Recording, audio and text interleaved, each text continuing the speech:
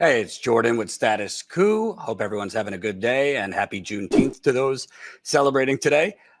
Biden, potentially the weakest incumbent president that we have seen in decades, certainly the weakest Democratic incumbent that we have seen in decades. Not a lot of accomplishments. The accomplishments that he does have, in my view, have been very, very much overhyped and spun by the corporate media and the Democratic establishment. Most of the decent things he's done are long in the rearview mirror, like the COVID Act that helped people kind of stay afloat during the worst of COVID. Obviously, he's been having issues cognitively, performing the job, tripping over himself, succumbing to Republican extremists, not being able to bring people together and get the Republicans to work with him like we were told and fed over and over and over again by the MSNBC, CNN propagandists during the Democratic primary. Biden could get things done. He's the pragmatic choice. He's the one who could get Republicans to work with the Democrats and get things done. Well, obviously, by the polls, including a recent poll that had both Trump and Biden at a pretty sewer level favorability rate of 31%, obviously he's a weak candidate. Obviously, you have other candidates in the race right now that the media and the Democratic Party have pretended don't exist. Marianne Williamson on the Democratic side, RFK Jr. on the Democratic side. We now have Cornel West, who has announced that he's going to run for the Green Party nomination. But basically, the entire Democratic media industrial complex, as well as the party itself, have just rigged the primary to not have a primary so that they could just declare it over for Joe Biden. And it seems like the top unions in America are following suit. The afl-cio, which Biden has spoken in front of during his presidency, which has had some, dare we say, gaps between leadership and the actual rank and file workers over the last few decades. The afl-cio, inexplicably, in June 2023, year and a half before the election, came out endorsing Biden, which on its face is absolutely mind-boggling. Let's take a look and smash the like button, share this stream. Let's take a look at their endorsement video. People got Joe Biden elected in 2020, and he has spent the past 3 years delivering for workers and our unions. He's created good union jobs with the American Rescue Plan and the infrastructure bill. He's protected workers' pension. He's lowered the cost of prescription medication. And he knows right now, workers are ready to seize this once-in-a-lifetime moment in front of us. The choice to join a union is up to the workers, full stop. And there should be no intimidation, no coercion, no threats, no anti-union propaganda. Joe Biden believes in worker power. He believes in organizing. And we believe in him. It's time to finish the job together. It's our privilege on behalf of the afl-cio to endorse Joe Biden and Kamala Harris for President and Vice President of the United States. Oh boy. If you're a labor union member, if you're a worker bee, does that propaganda at all match your experience in America? Does that narrative at all have any connection steeped in reality of what you've been dealing with? Really for 40 years, but specifically the last 2.5. I mean, first of all, and again, smash that like button, share this stream. I found it interesting that, and this reminds me of an interview I did at a protest where the coal miners from Alabama came up and they were protesting outside BlackRock's corporate headquarters. I'll show you that in a minute. But they said Biden has created good union jobs from the American Rescue Plan, as well as the infrastructure deal. I'd like to know what jobs they're talking about. I'm not even being funny or trying to play dumb. I'd love to know what jobs in particular they're talking about. The infrastructure deal was basically a privatization scheme on steroids, dressed up as a historic infrastructure deal. Most of the infrastructure deal basically was selling off, like it's an auction, public systems like wastewater, sewer, water, selling off public utilities like that to private companies and calling it public-private partnerships. If you have private water in your city or town, private garbage collection, private this, private that, go look at your bill because it seems to be going up every year due to these privatization schemes that are now taking over America's municipalities, towns, and cities. So the infrastructure deal, maybe it created some short-term union jobs. I don't really know about the long-term, strong new generation of union jobs that the infrastructure deal created. If it has, please feel free to let me know in the chat or in the comments. The American Rescue Plan, again, the American Rescue Plan did give a lot of relief, particularly for COVID and the economy. It did not go far enough, but I don't know in particular what the new generation and influx of strong union jobs were that the American Rescue Plan put in there. No idea. So that seems a little light on substance as far as the top 2 points the afl-cio made. And again, to be clear, with the afl-cio as well as SEIU, Communications Workers of America, we could go down the list. I've interviewed and covered a lot of these unions over the years. There is a huge disconnect and a lack of democracy, frankly, between the leadership of these unions and the rank and file. And a lot of times the union, the leadership's endorsement does not at all match with the rank and file. I give you the 2020 primary. Remember when the Vegas union, who was very hostile to Bernie Sanders, they were very against Medicare for all because they were pushing that this is going to take away the hard fought and won good, strong union healthcare plans that these unions negotiated. Well, those actual workers came out and voted for Bernie Sanders overwhelmingly, even though the leadership of the union endorsed Biden. So there's a very big disconnect here. So we should be careful when we say, oh, the afl-cio is endorsing Joe Biden. No, the leadership, which doesn't seem to particularly care about its rank and file, is endorsing Joe Biden.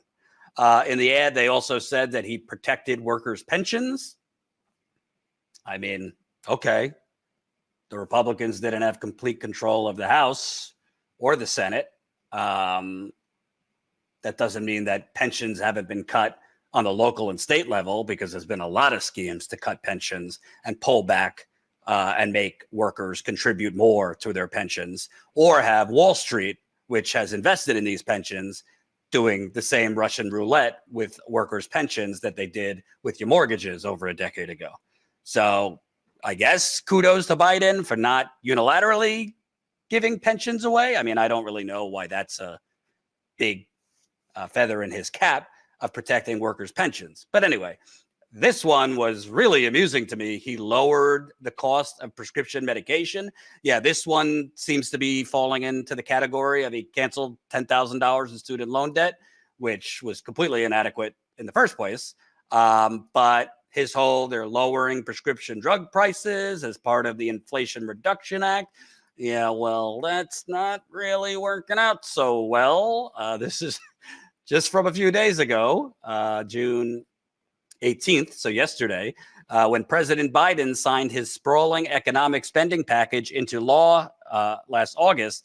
He heralded its massive investments in healthcare and climate change as an achievement that defied the odds. The American people won, and the special interests lost, Biden proclaimed at the time. Of course, he's very, very, very, very much a fighter against those special interests. Well, nearly a year later, though, his pronouncement appears in jeopardy. A growing roster of corporate and political foes has started to lay siege to the law known as the Inflation Reduction Act, hoping to erode some of its key provisions before they could take effect. The latest broadside arrived Friday when the pharmaceutical giant Bristol Myers Squibb, a maker of the popular blood thinner Eliquis, sued the Biden administration over its forthcoming program to lower prescription drug prices for seniors. The case marked the third such legal challenge against the U.S. government this month, raising the prospect that older Americans may never see cheaper pharmacy bills. So, yeah, seems like Mr. Biden's historic legislation to lower prescription drug prices, which, by the way, I've interviewed experts like Michael Leidy, a Medicare for All advocate, one of the top experts in America. He's with the Sanders Institute on Biden's Inflation Reduction Act and the so-called lowering of prescription drug prices, which we don't even know which drugs are going to be lowered because it wouldn't even go into effect until 2026. And it's like 20 drugs a year. But again, we don't know if this is the most expensive, most commonly used drugs that Americans use, or we don't know because, again, it doesn't go into effect for another couple of years. But the afl-cio will tell you Biden's lowered prescription drug prices. It's all marketing. It's all branding. Now, have the Republicans done anything? Of course not. This is not a false equivalency. But just saying you're fighting for lower prescription drug prices and then passing lower prescription drug prices, which is then being buried in lawsuits, and even if it wasn't buried in lawsuits, it's not going into effect for several years. Yeah. Unlike Gavin Newsom, who is not my favorite cup of tea, but at least he, as governor of California, mostly for political purposes, because he wants to run for president, if Biden doesn't make it to run again in 2024 or in 2028, they're saying we're not waiting for the feds. We're just going to make our own insulin at cheaper prices in California, which is what we should be doing in America. And cutting out the middleman, which is the mafia cartel that is private health insurance and big pharma. But Biden won't do that. He said, I will veto Medicare for all, even if it passed Congress and came through to my desk. Well, maybe we wouldn't be dealing with the lawsuits over the very, very narrow prescription drug costs, the lowering of prescription drug costs, if we actually had a president with vision, if we actually had a president who was responsive to the representative democracy or the representative democracy we're supposed to have and would push for Medicare for all, which is overwhelmingly popular among Democrats, independents, and conservatives.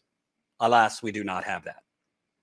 So I don't know. The afl-cio's reasoning seems very bunk, if you ask me. Those lower prescription drug prices have not gone into effect and might not go into effect if the extremists and the greedy, immoral pharma companies get their way in the courts. And again, you tell me if the Inflation Reduction Act or the Infrastructure Act did a lot in terms of revitalizing unions.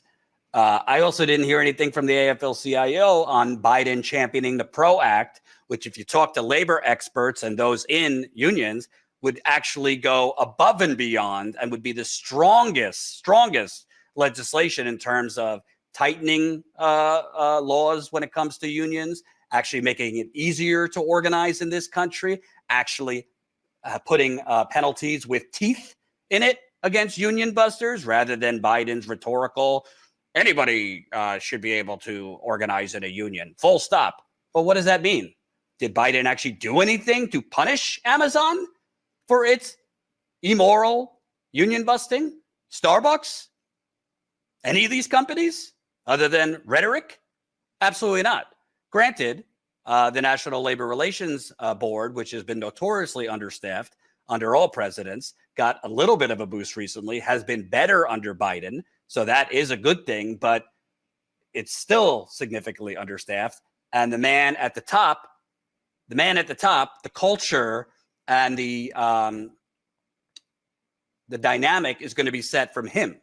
So the fact is, he didn't call for any criminal penalties against Amazon, Starbucks, or these companies for their rampant union busting. He did not champion or push for the PRO Act or try and get it into any of the reconciliation bills that Democrats did that only required 50 Democratic votes plus one with the vice president.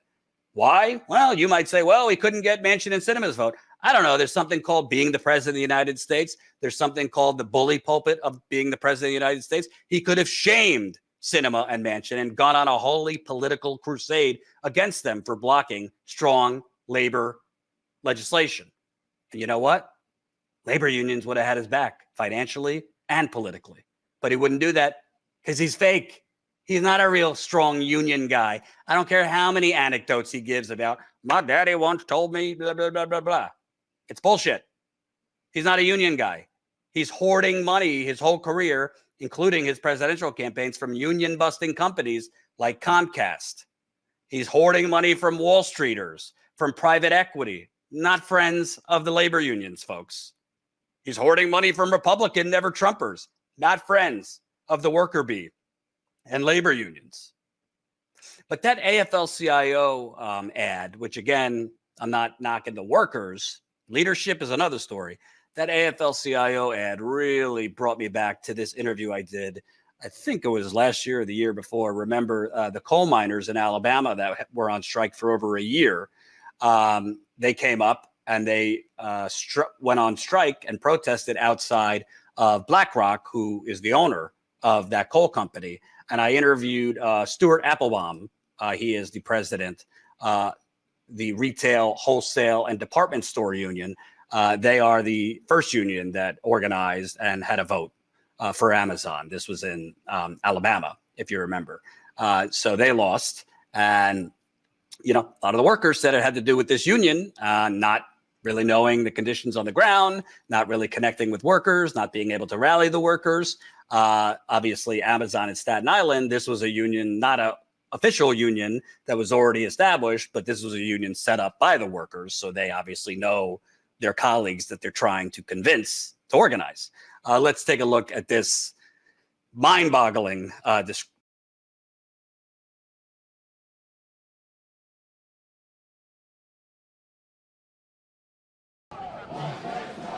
Labor is rising in the United States.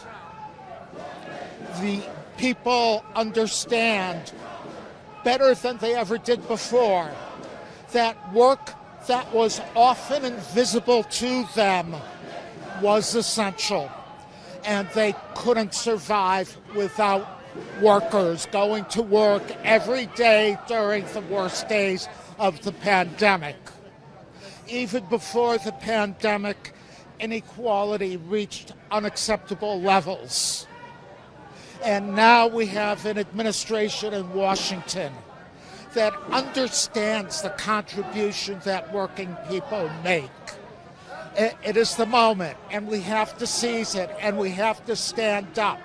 And every time people stand up, it inspires others to do the same thing. That's why you see so much activity in Alabama and around the country. People are standing up. This is the labor movement's moment. You talked about the administration. Do you think President Biden's doing enough? I mean, the PRO Act is being discussed. That would be the biggest reform for organized labor probably this century. But I haven't seen much leadership from Biden. I disagree with you. I think that Joe Biden is the most pro-union president in my lifetime. I saw the incredible message he put out by video during the Bessemer election. He has included labor people throughout his administration to make sure our concerns are reflected in the work of the administration. He has spoken out on our issues and has worked to push our agenda forward. And we see that in everything he's doing, from his nominations to the National Labor Relations Board, to having a union member in his cabinet for the first time in decades, but more importantly, promoting policies that respect and advance working people. Which policies are you targeting in on? You look at what we've done with unemployment insurance. You look at the health and safety changes he's advocating. You look at how he wants labor's views involved, and much of what's done in this administration, including on the international level, with expectations for trade. We're very happy with this president. We're very happy with Joe Biden. So I went on a bit of a long monologue after that. I don't know, Stuart. Seems like a nice guy. But to me, based on the various strikes I've covered over the last few years, union drives that I've covered over the last few years, just a lot of things I've covered that had to do with labor. They don't often go viral.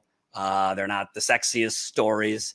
To me, that is the personification of clueless union leadership, totally disconnected from the worker bees of America. And by the way, this was something I routinely heard from rank and file workers who were on strike or were trying to unionize, calling this man, Biden, again, who hoards money from the biggest union busters in America, rakes in dough from all of them, who championed NAFTA, by the way, which was one of the biggest nails in the coffin of organized labor, also championed the TPP, Trans-Pacific Partnership, and was pushing Hillary Clinton when she ran in 2016 to stick with the TPP instead of moonwalk back. If you're in labor, you know the TPP would have been the final nail in organized labor's coffin, would have sent a whole lot more jobs overseas in the name of globalization.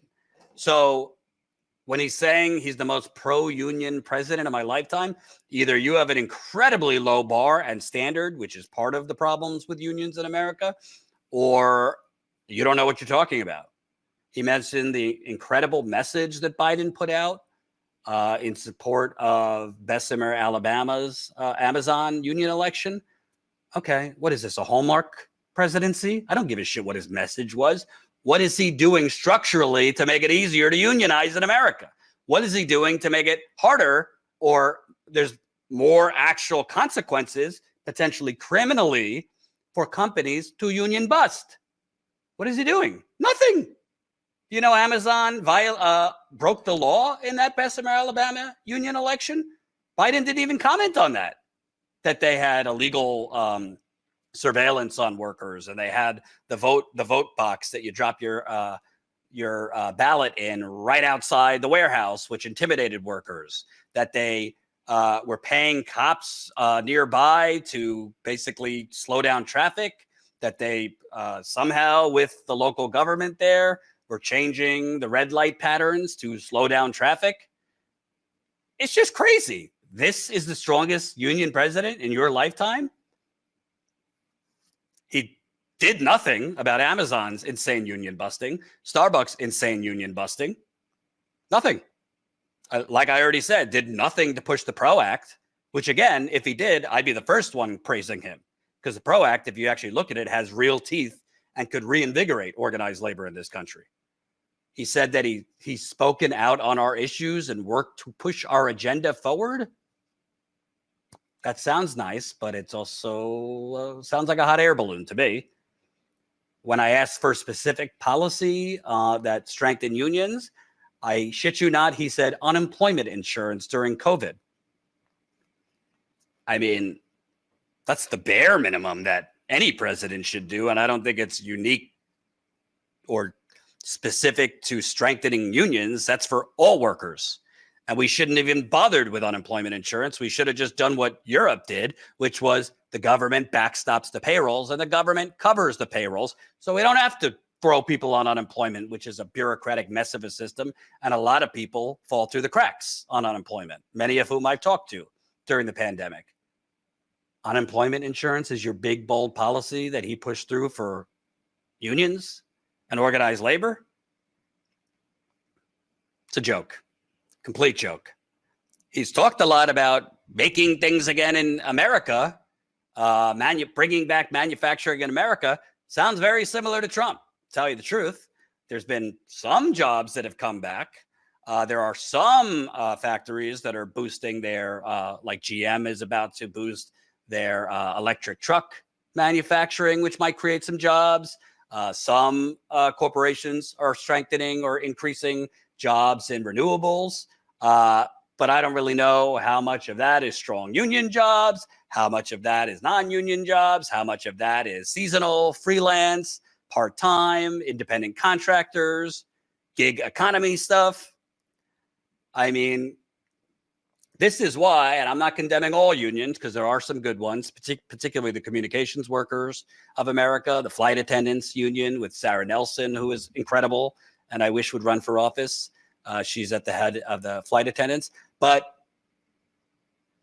part of the problem and part of the reason that organized labor has really just been demolished over the last 40 years is, well, there's been corruption and corrupt leadership, but also weak leadership that basically is in bed with the neoliberal corporate Democratic Party and is not willing to bite the hand that supposedly feeds them in the Democratic Party. That's why I think the model of the Starbucks workers themselves forming their own union, the Amazon workers themselves forming their own union, that is the model that has to be followed. That is the right model. That doesn't mean there aren't existing unions that can't aid you and help you in a supporting role. But if you haven't seen, I don't think the AFL, oh, I should mention the Teamsters too, who do good work. But this is pathetic, absolutely pathetic. And again, is going to put more Americans to sleep to think Biden's doing a good job because here you have a supposedly, friendly to the worker bees and a supposedly progressive union like the afl-cio backing a conservative who has sold out labor and unions time and time and time again. He ran on a $15 minimum wage, which right now is the conservative position. You can't live off a $15 minimum wage in most places in America. And that wouldn't, even if it went into effect today, it would be staggered over several years. So you wouldn't get a $15 minimum wage for at least 6 to 7 years. He abandoned that right away, claiming the parliamentarian says, no, we can't put it into the COVID relief bill. He abandoned a public option. They mentioned lowering prescription drug prices, which I've already told you is BS. He abandoned that. You never hear that from him. Oh, should we mention? Because the afl-cio said he's preserved and protected pensions. Well, he's also continued a lot of Trump's policies that are backdoor privatizing Medicare. Oh, boy. What do you think? Let us know in the comments, super chats. Is Joe Biden the most pro-union president in your lifetime? If you have a long lifetime or a short lifetime, let us know. Well, now that we've provided plenty of downers, let's provide you a look through memory lane here. A little status rewind, which is a new little series of videos we're doing, streams sometimes, showing our on-the-ground reporting. Some of it might be more recent, some of it might be from years ago. And obviously, we have a ton of on-the-ground reporting that is unique to Status Coup, that only we do on the ground, the only, as far as I know, independent outlet actually getting out of the studio and covering the important stories that the corporate media is covering up. I've covered when General Motors laid off 15,000 workers in Detroit and other cities in 2019. I covered the John Deere workers on strike in Iowa in 2021 and Illinois in 2021. I've covered the Starbucks workers union drive before they won in Buffalo, the Amazon workers union drive in Staten Island before they won. We covered nurses on strike in Buffalo. We've covered so many of these important stories. Again, they're not the most sexy stories. They're not the ones that generally go viral, but these are the important stories that we have to get more eyeballs on, more attention on, because this is where the momentum's at. Sure, I'm not telling people not to focus on electoral politics, but focusing on workers fighting back through unions, strikes, tenants unions, mutual aid. That's where it's at. Let's take a look at a bunch of the on-the-ground reporting that we have done all over this country, particularly focused on organized labor. Before the pandemic, the staffing was getting rough, but I still had the 1 to 5 1 to 6, sometimes 1 to 7, but that was like on a rough night. And then right after the pandemic started, like last year or like whatever, I started getting like more patients. I'd be like 1 to 8, and I'm like, oh, that sucks. And now we're up to like 1 to 10 on nights, and I'm like, oh my God, I have 10. But then when we have 8, I'm like, blessed, I have 8 patients today. Like, I shouldn't be saying that. Having 8 patients is not okay to take care of. You know, they're all sick. They all need something. I'm not passing meds. I'm not finishing passing my med pass until like 12 o'clock.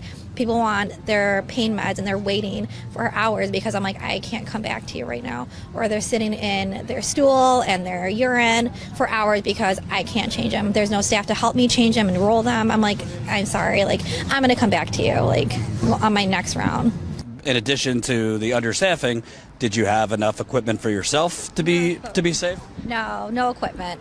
We didn't have urinals. Sometimes the beds don't work, which is ridiculous because we can't put the bed alarm on someone. How are we going to know they're going to get up, you know? And then we're supposed to round like hourly, but that's not happening when we're having 10 patients, 8 patients, you know? It just, yeah. I went to even empty a urinal and get a patient cleaned up, and there weren't even gloves. And that wasn't even just in that room. I went to a neighboring room, and there weren't gloves. So then I went to my cart where I was having my medications, and there weren't gloves. Talk about this hospital. You know, every hospital is different. Some are nonprofits, but still are making money hand over fist. I assume Mercy Hospital has been doing fairly well over the years while basically leaving you guys to makeshift urinals and no staff. What's the hospital been doing in terms of profit? Honestly, I'm not quite sure. I know they're have to be kind of making some kind of money because they're building a new hospital, like in Lockport or like another town over. So clearly they have some kind of money somewhere, but they can't allocate it to the staff. They're going to allocate it somewhere else. So they've specifically said, like, oh, you're doing such a good job. We're getting, like, letters from patients saying you're doing a good job. So it's almost like even though we're still doing a good job and we still care and we're still trying hard, it's more of like, because you can, you have to. Like on my floor specifically, they added an extra room.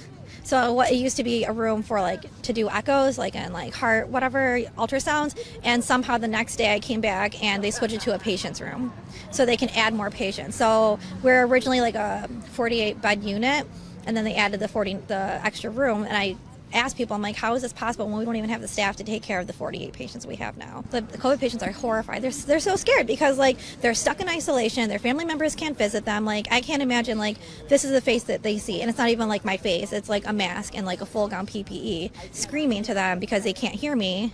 Because whether they have a high flow mask, like it's like this hot air blowing up your nose, like at like 100% oxygen, like it's painful, it's super loud, it can get sweaty for them, like they're uncomfortable, they're crying, they miss their family, they just want to get better. It doesn't sound like the staff could adequately care. Right. It's basically like factory line working, going through a patient at giving them their meds, giving their assessment. I can't even like have a full-blown conversation. I'm like, oh, are you in pain? How are you feeling? Like I'll ask my orientation questions, and that's like basically the conversation. You guys are going on 30 days. It's not easy to go on strike. Obviously, it seems like they're threatening your benefits now, your health care, important for healthcare workers. What has been their response? Do you think they're operating in good faith? Are they negotiating in good faith? Have they basically told you to take a hike? What has been the response? Personally, I don't think they're bargaining in good faith. They're like from the union and like the bargaining team. I don't really speak for them, but like I know like they'll post like, oh, we're still waiting for Catholic Health to come up. Like they're do no call, no shows. Like the bargaining team is waiting hours on hours for whoever the bargaining team for Catholic Health is to come and talk to them. And It's not showing up. yeah, they don't show up, or they show up at like 2 o'clock in the morning. Like here you go. Like you can't expect someone to like read this whole paperwork and say, yeah, this is okay. At 2 o'clock in the morning, like you need to be sleeping, you know. Yeah. And then like our environmental staff, the people who are like cleaning the COVID rooms, cleaning everybody's rooms, cleaning like the blood and guts off operating tables, like they're paid like $13 an hour. That's not even minimum wage. They can go to Tim Hortons and make $20 an hour and not have to deal with the risks that they're doing here, you know. So talk to the audience. Obviously understaffing. What are some of the other demands you guys have been making? In the beginning, they proposed to take away like our health insurance. They wanted to give us a high deductible health insurance. They wanted to do that. They didn't want to give us like a huge wage increase. Oh, and they wanted to get rid of our pension. Oh, so like, yeah. So like all the senior nurses, not only are they're not getting the wage, their pension is being frozen. And like, what? You know, I'm not in the industry, but I could imagine like one wrong decision could mean a life or death, one wrong administering of medication or something not sterilized or whatever. So if you're running around like insanity, 8 patients when you should have like 4, mentally, physically stretched thin, who's going to suffer? Right. Patients. Right. Literally, exactly. Like with the 10 patients I have, I'm like focusing on 10 million tasks. Like I'm good at multitasking, but like if I have like 3 critical patients that are all sick, like you can't manage them all. And like I'm scared to death I'm going to miss something. I go home at the end of my shift and I'll text my coworkers, hey, did I miss something? Like what's going on with this patient? Are they okay? Like should I call the doctor like sooner? Like what is going on? You know, it's like, and like it's our license on the line. And if like something happens like detrimental, whose fault is that? Is it going to be my fault, the nurse who's running around with their chicken, like the head of the chicken cut off, whatever that terminology is, or is it the hospital's fault because they're not adequately staffing us? Like this probably wouldn't have happened if I had 5 patients. And what has been going on during this staff? Do they have like enough replacement work during this strike? Do they have enough replacement workers? Oh yeah, they are hired by Huffmaster. So Huffmaster, that's a whole nother story, but yeah, they are a preeminent strikebreaker company. Yeah. So the nurses are making around $150 an hour. In the beginning, they were able to choose, like this is what we just heard, that like they were able to not have COVID patients. Like they were like, no, I don't want to take care of COVID patients. And they were only taking like 5 patient assignments. So it's like, how can you have this staffing ratio for the striker or for the scabs essentially, but you can't do it for your own staff? So you got the flag here. You got the barrel. They're trying to get the fire going because it's hot. It is definitely cold out here. If you could tell, the rain, the wind, but people are still out here. So that shows you their dedication. A major issue, not only with this company, these strikes, is the fact that, I mean, the American dream was supposed to have like a vacation from time to time, be able to buy a car, you know. You go to work 40 hours a week and at some point in time in the summer, you get to enjoy some time with your family, the people that you're working for, right? And, you know, that's pretty much a gone deal because it's the vacation time's dictated by companies. Maybe you don't make enough money that a decent or elaborate vacation is even a possibility, you know? Look, corporate media controls the narrative, and that's what's fed to people every day. And, you know, to control workers, to keep this perpetuation of a system of legalized bribery, you know, you have to divide people. And the simplest way to do that is, you know, the way they do it now. And, you know, whether you're wearing a red jersey or a blue jersey, you know, the thing I always tell people is that, you know, I love this Martin Luther King quote, and I'm paraphrasing a little bit here, but, you know, we all came in on different ships, but we're in the same boat now. And now we're in a time where we're so divided, and I saw that coming even before the 2016 election. I knew that, and I honestly, to be honest, I don't believe it would have mattered if Hillary won or Trump. We just seen where we're at today. But when you have a 40-year controlled demolition led by corporations, led by the media that props up the corporations, that bubble's going to pop at some point. You know, I expected support from the community, but what we've received has been absolutely overwhelming. We've literally had so many donations pouring in. We've had money donations. We've set up an account at Fairway to supply our strike kitchen, so we make sure we have hot meals and hot food for our picketers. But really, it's been a community event. After working 12 hours a day, and I used to be on a night shift, Thursday, Friday, Saturday night, 12 hours, from 6 at night till 6 in the morning. Then take 3.5-hour journey just to take a power nap and come right back. This is Christian Smalls. He was thrown out of this building about a year ago. Claim to fame. Hey, what's up, brother? So, Christian, for the audience, I want them to also know, because I don't think they realize how big this has gotten. Yeah. The New York Attorney General filed a lawsuit against Amazon, and a big part of it is because you were fired wrongly from Amazon. Can you kind of give the audience kind of a brief overview what is the New York Attorney General suing Amazon for, and what has she said about their firing of you? Right, absolutely. So thank you to Letitia James for actually following through on that, because after I was fired, she was one of the first to come out and say, I'm going to file an investigation against the company, and she rightfully so. She did that. I've been working with the company, working with the AG's office ever since, and now we come into fruition the lawsuit, which entitles for my reinstatement, some damages that should be owed to me from all the wages I lost. I lost my health insurance as well, and not just myself, for several others that were retaliated on. Derek Palmer's another worker from here, and several other facilities as well. Queens is involved in this lawsuit. So she's trying to go and basically fight for all of us, for all the ones that have been retaliated against throughout the course of the pandemic. This lawsuit is, right now, Amazon is pushing back. They're trying to get it pushed to the federal court, which is a Brooklyn judge, Eastern District judge, who already dismissed one of our cases last year.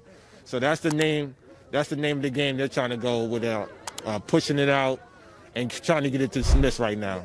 I want to ask, because as this Alabama union effort has kind of gone national, there's been more attention on, like, The Intercept just broke that, the company knows workers are pooping in bags and peeing in water bottles and all this. Can you kind of talk about, before you were fired, what were the conditions like here as far as workers being watched, every second counted, intimidation? Kind of give people a little window into what it's like working for this company that, frankly, the media keeps painting as, like, incredible and they're so efficient and yada, yada, yada. But what's it really like working for Amazon? Well, you see, these buildings are massive. These is 1 million square feet, 14 NFL football fields. I used to walk the state of Rhode Island, and people think that's a joke. It's not. 30 to 60 miles a day is easy to do in there, especially when you're just doing laps in these massive buildings and you're on your feet for 10, 11, 12 hours a day. And that is literally the state of Rhode Island. And that's when I used to tell my new hires, when you got hired, if you got a gym membership, you might want to cancel it, because you're going to be physically drained at the end of the shift, and you got to mentally prepare yourself as well. So, you can imagine the scrutiny on top of that, being monitored every second. Let me reiterate that, seconds. It's not minutes that your time off task starts. They track you down to the second. I had to train people to pick items, meaning to pick customers' items in less than 7 seconds.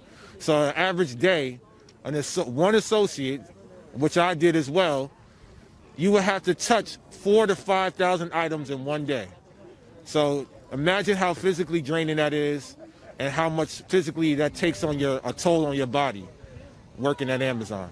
It's interesting you said that, because I saw CNBC and all these other channels that are slobbering over Amazon. They're saying, oh, well, they pay their workers $15 minimum wage, they give them health care, they're so efficient. But I don't think a lot of Americans realize that efficiency, the fact that you get that package in like 4 hours, is because they're killing their workers to do it. I mean, that's really what's going on here. I mean, literally, we're going to talk later to one woman who lost her sister. They're literally killing their workers, but this is not told. It doesn't necessarily mean people are dropping like flies, but cumulatively, I mean, one Alabama worker said working an hour there is like 10 hours anywhere else. Can you kind of talk about the COVID aspect? That pressure to perform and get things out quickly, if it was already at a 9 out of 10, it went to a 15 out of 10 because of COVID. Right, it was life or death. That's exactly why we was out here exactly 1 year ago about the fact that there was several of us advocating for the entire week off the clock on our own free will, trying to get the building closed down when COVID-19 came into play. New York City was the epicenter, and we were unmasked. We didn't have any masks on last year. Last year when I did an interview, I had this scarf on that's on my head now. They didn't give us anything. And workers had underlying health conditions. They have family at home. They have kids at home, children, senior citizens. That's what we were trying to protect. And they failed to do that. They dropped the ball. And as a result, we had to continue to push forward with a walkout that led to my firing. But I think after that moment, Amazon had to address all these issues. And they still didn't do a great job at it because obviously they've been lying to the media and still putting their workers at risk, allowing workers to even test other workers that are not medically trained. That right there is criminal to me. That's wrongful death, you know, and they need to be held accountable. So I'm happy to once again lift the stories of these workers' voices that don't be heard. And I want to ask you about that too, because a lot of people don't, I mean, corporations have massive PR armies, but Amazon's PR army is kind of different, I would say. I mean, just in my case, I reached out to them. You referenced Pashan Brown just dropped dead. She was 38. She didn't have any massive health problems, but Amazon had her playing doctor and administering COVID nasal swabs on her coworkers. When I reached out to Amazon, they wanted to talk off the record. They wanted to sweep it under the rug. And I said, no. I'm not CNBC. Right. Yes or no, was she doing COVID testing? They wouldn't answer. Yes or no, are other workers doing COVID testing? Right. I mean, this is a scandal. Right. It's a scandal. Absolutely. And they won't answer, and they rely on the national media to not cover it. But can you kind of talk about, from Pashan to others, I mean, it's like a flood of workers that have reached out to you talking about their horror stories during COVID. Yes, you know, and she was, you know, fortunately one of the workers reached out to me because I didn't hear about it either. We would have never heard about it. We didn't know heard about it had I hadn't took the initiative to find out what's really going on, and then actually reaching out to you, the real media that covers these type of stories that major media don't. You know, so that's what we have to do. Otherwise, who else is going to do it for them? Nobody. When we met her, she had a couple $100 in her GoFundMe. Now, today, she has over 45,000, thanks to the efforts of what you did and what other people have done as well. And that's what it's about, community taking care of community, and us, the working class people, taking care of one another. This moment, damn. Man, I ain't gonna cry right now, but damn, 2 years ago, my life changed forever. You know, I only wanted to do the right thing and speak up for the workers behind me. Jason was one of them, Derek, Jordan, Gerald, everybody, and JFK. You know, when COVID-19 came to play, Amazon failed us. They dropped the ball. They lied to the public saying they're doing all these things. None of that was the reality of our situation.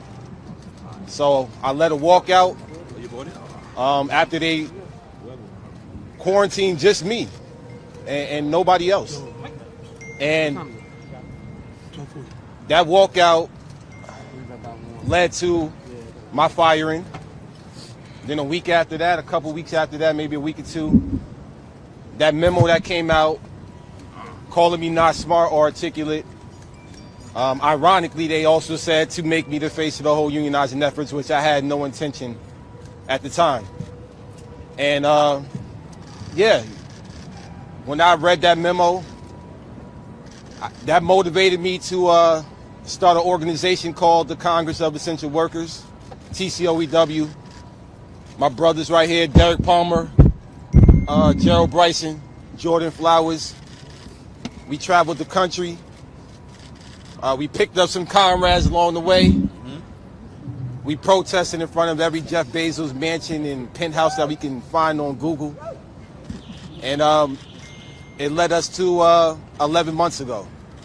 After we went down to Alabama last year when they had their first campaign. And we saw some things that we thought that we could do better independently. So that's what we decided to do. Alabama, JFK 8, ALB1, fires. There's been 4 fires in about a week and a half. And they seem to be, in some cases, there were warning signs of equipment, but nothing was done. Why are we seeing all these fires, and what is Amazon doing to prevent the next one? You know, it's crazy. I mean, this is not my definition of a hot labor summer, but it's funny because these stories actually happen often and they don't get heard about. But now, obviously with the things that we're doing, unionizing, we're able to get these type of stories out there. There's been plenty of fires at Amazon facilities over the years but they don't ever get reported on, or workers don't have a voice or a platform to share that story with. So now that we're organizing and now that workers are speaking up, these concerns are getting out there in the public more often. And I just think it's a coincidence, but it's also not a coincidence that they happen in these locations, where these efforts are happening. But it just shines a light on the things that Amazon is not doing. And one thing for sure, they're not taking care of their workers when it comes to health and safety. And what reason did they give to suspend 80 workers for the crime of refusing to go back to work after a fire when you could still smell the smoke? They have no reasoning. The reason is that they want to retaliate against workers who are unionizing. That's the only clear-cut message that they are trying to send. The other buildings had the same issues, and they sent all the shifts home with pay. For some reason, JFK, they decided to only send home one shift, the day shift, and not the night shift. There was no communication on what happened. These workers had to walk into a building that still smelled like burnt chemicals and smoke without even knowing that there was a fire there previously. So there's several things that they did differently, and that's the reason why, once again, we're going to continue to advocate for workers' rights. And tell me about this warehouse. Obviously, Amazon Labor Union's been working with the organizers here, other warehouses trying to organize. What have you heard from some of the workers here? What kind of things have they been dealing with here? And what do you feel in terms of their chances to win a union? Well, yeah, here they have the same issues that we have in any facility, but they get paid a lot less here. Compared to JFK, this building gets paid like $2 to $3 less. They got a raise just like everybody else, and the raise was just a breadcrumb. A lot of the issues that really happen here, this is the #1 building in the network for Amazon for injuries. That means in the entire network, this building gets hurt the most. So a lot of these workers here are on leave, medical leave. We had to help out several workers, whether it was starting a GoFundMe or paying for a medical bill. We have done that in this campaign. And we continue to talk to these workers. We're going to try to advocate for, fighting for better benefits, especially when it comes to medical accommodations.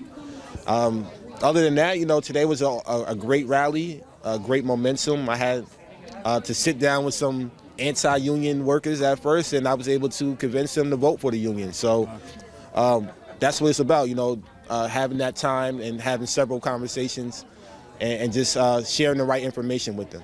When you talk to them, are the things they're saying or their concerns mostly coming from kind of the union busting propaganda they've been fed here? Yeah, a lot of it's just misinformation. A lot of it is really lies, lies that Amazon is telling them about, myself, about the union, about union dues, the same normal spiel that they try with any other campaign.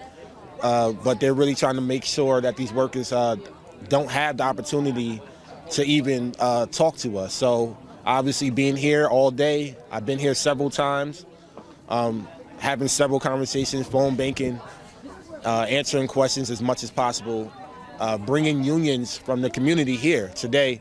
That was all important, and I think it's starting to resonate now. It's been a whirlwind the last 7 days. Wow, we still haven't even fathomed the moment of being victorious against a $1 trillion company. So, yeah, clap it up for them. They did it, We all did it, we all sacrificed, and, they had to vote. So a lot of people were telling us, no, you guys can't unionize Amazon. Like, you crazy?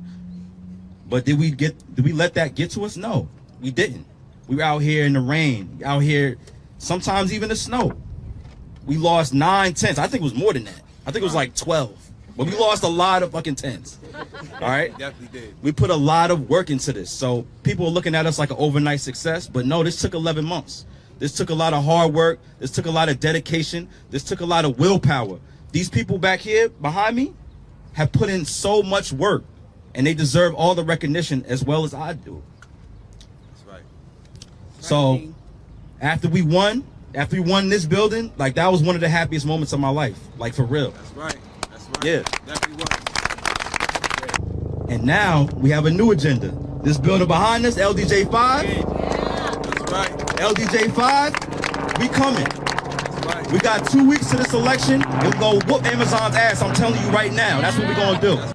That piece of shit over there had these guys locked up for bringing food to the workers.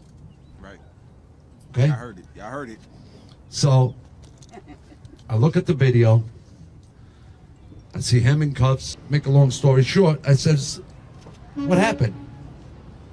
Casio then told me, this is what happened. This is why they arrested him. And this is why Chris was on property. I'm like, all right. Following that, now I'm talking to people. I'm flipping no's to yes. I'm going. Next thing I know, I'm under investigation from Amazon. I got pulled in the office by LP and Human Resources. I told you about this, right? Yeah. For allegedly cutting the wire, one of these wires, on a computer. I got suspended for 1 day. So now they realize they messed up because the senior operation guy says, what'd you do? That's the one guy you don't want to piss off. As I was walking out of there, I said, it's on. In 4 weeks, 3.5 weeks, I think it was, right? Yeah. I must flipped about 400 to 500 no's to a yes. That's a fact. Okay? That's a fact. And I look at the whole situation in the building, you know, coming from an immigrant background. I mean, I listen to a lot of my brothers and sisters. I mean, the same complaint. The job is hard. The wage is very low. Come on, what about rent? How can we afford rent? How can we, you know, take care of our families with this type of low wage?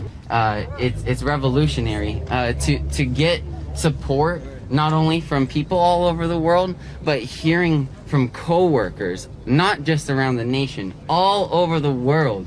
Like Chris said, over 100 buildings around the nation, workers are ready to organize, unionize their own locals, and we're ready for them. We're ready to support each other. So not only did we win at JFK 8, in 2 weeks, we're gonna win at LDJ 5, and then we go beyond. I've dedicated myself. I dedicated myself because I come from a union family. My mom's a part of 1199. That's right. Seeing her work hard and how much her union, you know, benefited her household, I imagined how much it would benefit the households of the workers that worked at Amazon. From pay raises to better time off to vacation to spend more time with their families after dedicating 60 hours during the holidays a week. I said it was only fair. But I'm here for anything and everything these guys want from me. And the reason being is because, like I said, propaganda is the first step of war. These guys spent millions and millions and millions of dollars to tell us to vote no. They shut down this entire building for every one of us at least 7 times. And I work in a spot called Amnesty.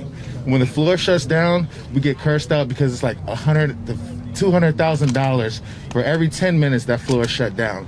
They shut it down for the entire building and sent us to basically a bunch of lies downstairs.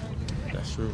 And it's just crazy. Emails, text messages, and everything. And invasive.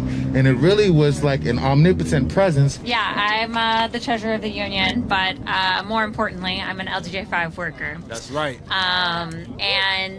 You know, as you might have heard, we have our election coming up this month. You know, they're really fighting us, and they're playing really dirty. They're spreading racist lies about Chris. You know, per usual, we heard that at JFK 8. They're spreading sexist lies about me, trying to undermine my authority as a young woman involved with the union. And they are spreading things that are so horrible, I don't even want to repeat it. No, you should. No. No, I'm not. It's really, well, it's awful. They said that she was responsible for somebody committing suicide. That's fucking ridiculous. And this is a $1 trillion company, so I'ma say it. Cause you know I don't give a damn. And they need to be exposed. And that's disgusting. And we're not gonna stand for that. So once again, that's not the only lie. Yeah, but right. it's awful. Anti-union workers have been throwing homophobic slurs at us, and they have told us that they're not going to deal with it for a month, essentially, conveniently after the election. It's a war in there. Facing COVID wasn't easy, but Chris, I, and some other people, we fought through COVID, and we didn't quit. And if we won JFK a week ago, making history, LGA 5 is next within 2 weeks. That's right. That's right. If the movement started with 5 people, then grew to 20, now we have a massive group of workers that gave up their livelihoods to join a revolution movement that started in New York City. It's crazy to see how it's grown from a group of 5 workers handing out pamphlets at the bus stop to a united front of thousands of workers based on the results of the election, which we won decisively. And it's just amazing to see how many people are willing to stand up now and fight for one another and fight for better working conditions. First and foremost, like throughout the pandemic especially, we've been called essential workers. And just having lived through the pandemic and being called that and understanding that the conditions and the living standards that we have, it's just simply unacceptable. And I think we're trying to change the working conditions not only for Starbucks workers, but, you know, hopefully this leads to more people being able to say, you know, enough is enough. I also want a better working environment and an actual say in my workplace. They gave us, completely against our wishes, 2 additional support managers. What they're supporting other than the anti-union campaign remains to be seen. And we had to sit through 3 days of them basically telling us that not only are we essentially coffee robots that can just be put anywhere and assigned a position and we don't have to have any say in it, but that our managers who've worked very, very hard to take care of these stores and take care of us under these awful conditions don't actually have any say in what goes on. But they explicitly don't want us to vote, even though they're debuting their whole like government elections, like protect the vote kind of initiatives. They're trying to deny the vote to their own partners. Michelle's been working at Starbucks for 11 years. I've been working at Starbucks for 4 or 5 months, and our wages are separated by 30 cents, if that. We are worth living wages, and we are worth like having safe working conditions. And I mean, still now, of course, minimum wage workers, essential workers are, you know, treated like that's a high school job. It's your fault. You know, you should have gone to college, whatever. And obviously we've seen people speak out against that as we've started to accept that this is not temporary jobs for 15-year-olds. This is like adults who need to make a living. I am here with Amanda. Amanda is one of the organizers who is organizing this store and organized the vote here. We are awaiting some results in the next 20 to 30 minutes or so. I guess if you just want to start off and kind of tell us how you got into this journey in the first place. Yeah, I guess it's all kind of funny. It's all kind of coincidental. I started working here about like a little over a year ago. And we had always kind of joked about like, oh, we have to unionize. But then Buffalo actually did it. And we were like, oh, this is actually something that is possible that we are able to do. So they really trailblazed that. And we had a couple different partners talking about wanting to unionize. And then it was all kind of like a disjointed effort. Then we all kind of found out that we were all talking about it. Like, okay, we might as well join forces, you know? So that's kind of when like the organizing committee was actually like created and stuff like that. So it's been quite a journey since we went public and everything. I know a lot of the workers here are students. You want to just talk about the different types of workers here and what some of the motivations were behind actually making this happen? Yeah, so actually I'm pretty sure about 99% of our baristas are students, either at UT Austin or elsewhere, but majority UT because it's so close to campus. So the demographic is pretty young, and we also all have other things to do. Like we're also full-time students, so we can't work like, you know, the whole 40 hours a week type of deal, but some do. But I guess it was a lot of buildup, I think, that led to this. You know, because we're all students, I think we're also pretty well versed in how, you know, like these processes go. And also it creates a really interesting dynamic that we're all on the same level regardless. Like even the shift supervisors, we all have like the same level of respect and understanding for each other because we're all the same age and we have the same, like we might be in each other's classes or have like friends that we know because of that. And it's a nice dynamic, and I think it made organizing a lot easier. And I think that also played into part why we wanted to do it, because we're so close to campus and the conditions. It's just always so busy, especially during the school year. And it got to the point where even us supporting each other like we always do, it can only take you so far if you're not getting support from your manager and you're not getting you know, like the hours that you need to continue to support yourself even as a student, or the support you need to like get through a rush on Monday mornings during the school year, you know? And then obviously across the country, we've seen all sorts of different stories about the attempts at union busting at Starbucks, at Amazon. Did you yourself encounter any of that sort of stuff while you all were organizing here? Yeah, absolutely. Yes. They'll never say it's explicitly like union busting, but it's all of these different tactics and how these policies were never really enforced beforehand, like the late policy and the dress code policy. And if they were ever enforced, is very loosely. And ever since we announced our intention to unionize, they've been cracking down on that. And it was back in, I want to say March, not March, maybe April. Don't quote me on the month, right. but it was essentially after you had already been into the and planning it was process. it was really recent after we had announced our petition to unionize that we had a district-wide sweep. So any, you know, like late notices or no call, no shows or like dress code violations were like basically wiped clean. They're like, oh, we get to start on a new, like a clean slate. But what it really did was make it easier for them to track if we ever slipped up for things. So a lot of people started getting written warnings. Somebody got fired because they were late. Dress code is being enforced. Was the person who was fired someone who was in support of the union, or is it unknown at the point? I'm going to say it's unknown just because I don't know if they would want to disclose their affiliation, but they were a backbone to the store and was super, super important to making sure that everything was running smoothly all the time. And so there was otherwise a good worker and showed up late by a couple minutes once and were fired. Even if they did have a streak of tardiness, it was something that didn't really affect the rest of the way our play was going because they always gave like 110% to the people that they were working with and making sure that all the shifts and everything were like feeling supported. And so even if they did have a streak, like it doesn't really matter if at the end of the day like you go above and beyond for everybody else. Did you all receive any pushback while you were going through in this process, or any issues from management or higher up as you were going through this process? Yeah, so there was definitely some pushback. A lot of flyers were put up urging us that, you know, if we had this union, our relationship with Starbucks as a corporation would start to like splinter. We wouldn't be able to have the benefits that we were told were, you know, cutting a line in front of the pace. As a result of that, there was a lot of negative pressure to vote no.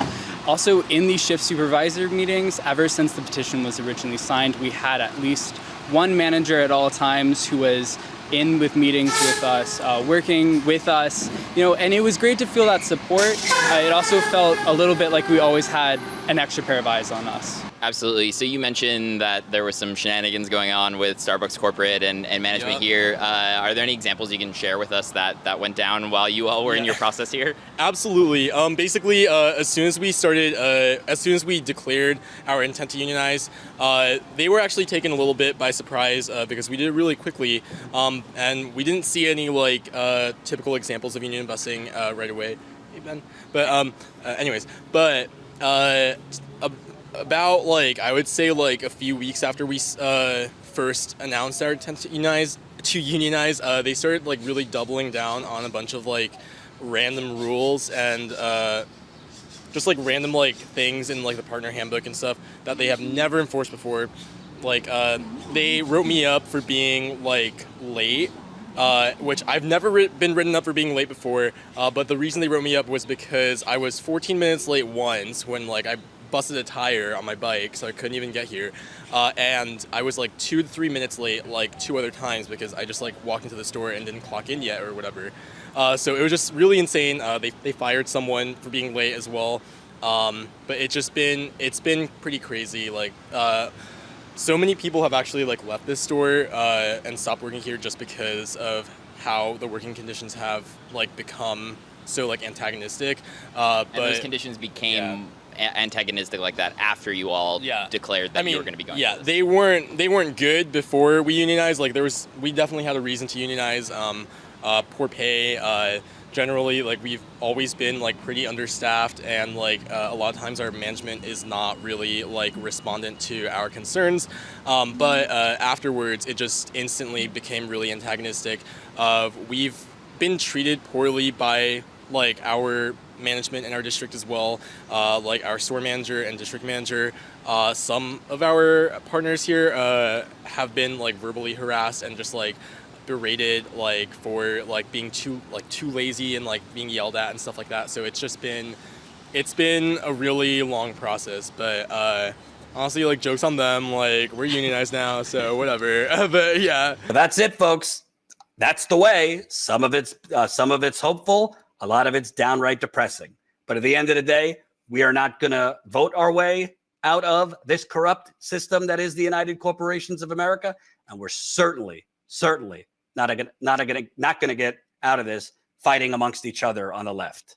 So if there are local unions in your city or state, if there are local organizing groups to support union, I believe the way we're going to start competing, I believe the way we're going to start actually threatening the donors' power, their donors' wallets, because that's all that matters. The politicians are just puppets for the donors. If you make the donors sweat peacefully, not violently, you make the donors sweat, you hurt their ability to buy back stock. You hurt their quarterly profits. Trust me, they will tell their political puppets and servants, you got to give these people something because we can't lose any more money. That is the way. Thanks for watching. Have a good one.